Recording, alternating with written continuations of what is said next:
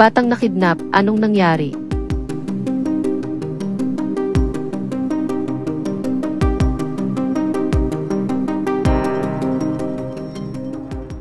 Sa liblib na timog kanlurang Ethiopia, silangang bahagi ng Afrika, kung saan ang mga ginintuang bukirin ay makikita hanggang sa layo ng paningin, isang kwento ang umusbong na nagdulot ng katuwaan sa buong mundo.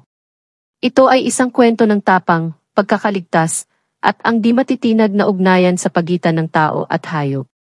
Isang mainit na araw noong Hunyo, isang 12 taong gulang na batang babae ang naglalakad pauwi mula sa kanyang paaralan. Ang kanyang isip ay puno ng tungkol sa kanyang takdang aralin at paglalaro. Hindi niya alam na ang kanyang paglalakbay ay magdadala sa kanya ng isang nakakatakot na karanasan.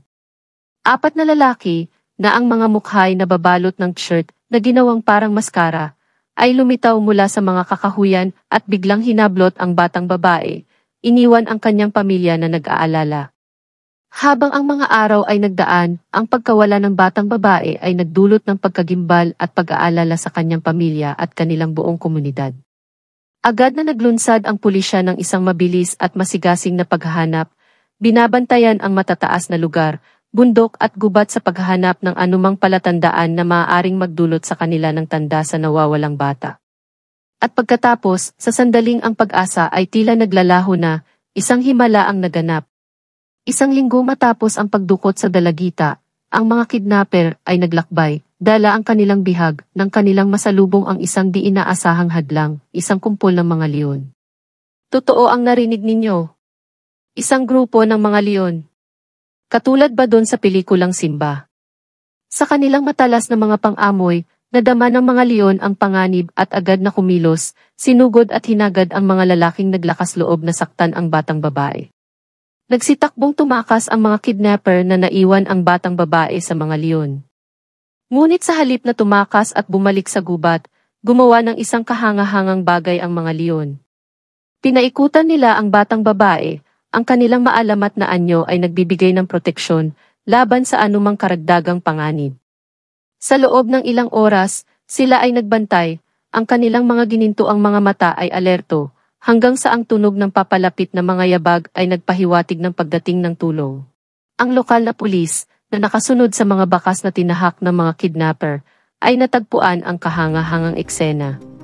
Si Sergeant Juan Muedaj ay nagkwento ng mga sandaling nakita na nila ang batang babae, nang natutuwa. Iniulat kung paano parang naiintindihan ng mga leon ang kahalagahan ng sitwasyon. Nagbantay sila hanggang sa makita namin siya at pagkatapos ay iniwan nila siya tulad ng isang regalo at bumalik na sa kagubatan. Sabi niya, ang kanyang boses ay puno ng kagalakan. Nang nakabalik na ang batang babae sa kanyang pamilya, may mga ilang tanong kung ano talaga ang motibo ng mga leon. May ilan na nagsasabi na sila'y mga oportunistang mapaminsalang mandaragit, na naakit sa amoy ng biktima. Ngunit may iba na nakakita ng mas malalim na bagay sa nangyari, isang pambihirang sandali ng awa sa gitna ng kalikasan. Gayunpaman, ang ilang mga eksperto sa leon ay nagpahayag ng pagdududa sa kredibilidad ng kwento. Naghahanda na siguro silang kainin ang batang babae, subalit naabutan sila ng mga pulis at ng iba pang tagapagligtas, sabi ng game hunter na si Colonel Lema Leges sa AFP News Agency. Anya, ang pag-atake ng leon sa tao at mga hayop sa kabukiran ay naging madalas sa rehiyon. Sinabi ng batang babae sa mga pulis na siya ay sinaktan ng kanyang mga kidnapper, ngunit walang pinsala na ginawa sa kanya ang mga leon. Samantala, ang wildlife expert sa Ethiopia na si Dr. Alemayehu ay nagbigay ng nakakaaliw na pananaw sa pag-ugali ng mga leon. Kilala ang mga leon sa kanilang kabagsikan, ngunit sila rin ay mga matatalinong nilalang, paliwanag niya. Posible na ang mga impit na sigaw na paghingi ng tulong ng batang babae ay nagmukhang parang iyak ng isang batang leon na pumupukaw ng kanilang likas na instikto ng proteksyon. Sa kabila ng pag-aalinlangan ng ilan, ang milagrong pagkakaligtas ng batang babae sa tulong ng mga leon ay nagsilbing isang tanglaw ng pag-asa sa isang mundo na madalas ay nababalot ng kadiliman.